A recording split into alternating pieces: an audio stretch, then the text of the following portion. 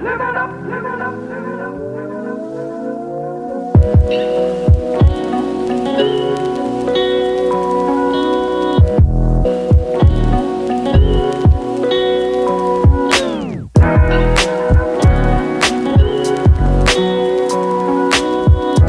guys, how's it going?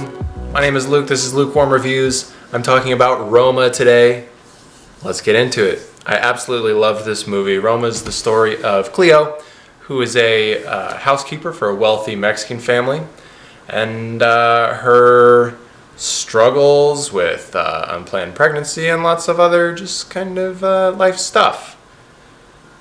To begin with, how was my experience with this movie? I know that Cuarón said you should go see this in theaters, but I didn't because I'm short on time and money recently. So I watched it at home on Netflix, and I think it was a great experience regardless.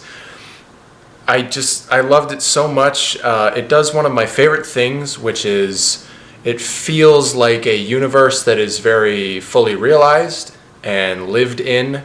A lot of the shots are kind of long and extend past what one might think of as like the action of the scene, but the editing, the way it's edited, it just kind of lingers for a second while there's nothing happening.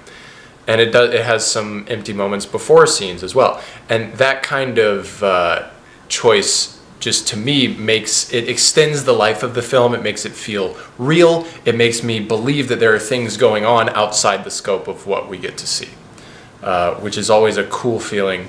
Also, just the way it handles Cleo's character, I think, was really intimate and really lovely. This is what I'm talking about when I do reviews of, for example, like A Star is Born, and I talk about how I wanted more access to the interior perspectives and experiences of the characters. This is what I'm talking about, what they do with the character of Cleo in this movie. And it's not surface level stuff like, you know, her history or like where she's from and like facts about her as a character. It's the way the camera interacts with her. It's the performance of her performance. More on that in a second. It's unbelievable. It's the way we get to see her when no one else is around in small, quiet moments and just kind of breathe her in as a person. And because of that, the character feels to me, feels very real, very respectful, respectfully created, and quite beautiful. It's quite crushing at times and also uplifting. A really, really nice viewing experience. Point number 2, is it original? Yeah, totally. It feels very, I think partially due to the long takes, due to the black and white, and due to the fact that it's less about like a strong event and more just about a person and kind of life. It feels very European, it feels very old school, and it's a great, so it's cool to see that these days, especially from Cuarón. I think this is going to be remembered as Cuarón's masterpiece. Point number 3, the acting. As I just said a moment ago here, I don't want to forget her name because she's a first-time actor. Yalitza Aparicio, I think that's how you pronounce it. She is lovely. I heard an interview with her on NPR a couple of months ago. Got me really excited for this movie. I know that this is like the first thing she's ever done, and she's so good. It's sort of like, I hate to keep comparing it to other stuff, but like I said in my review of mid-90s, there's something magical that can happen whenever non-actors are directed well, and I really feel like that's what's happening here.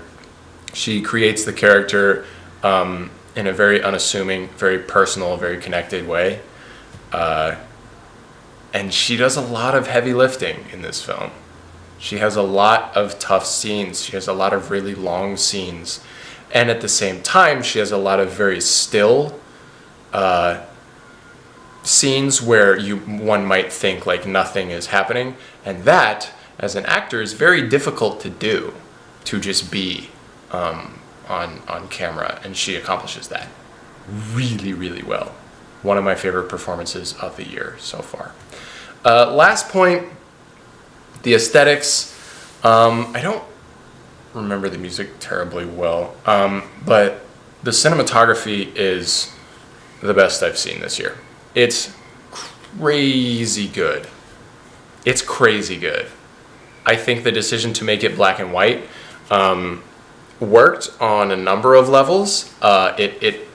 It had this kind of relaxing effect, especially when a lot of very intense stuff is going on. The movie does that on purpose too. I think there's some scenes where it's very quiet or something very tender is happening, but in the outside world, the soundscape is very kind of hectic. There's dogs, there's like parades and random shit going by. And that adds to what I was talking about earlier about how the world feels very full, very vivid. But the cinematography helps with that.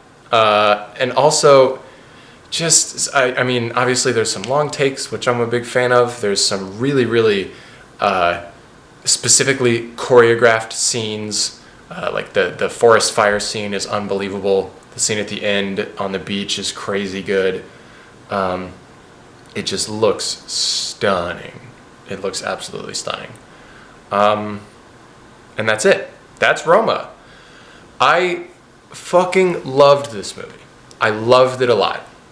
I don't know where it's going to end on my list, but probably very high. And speaking of that, we're coming down to the wire, guys. We're getting really close.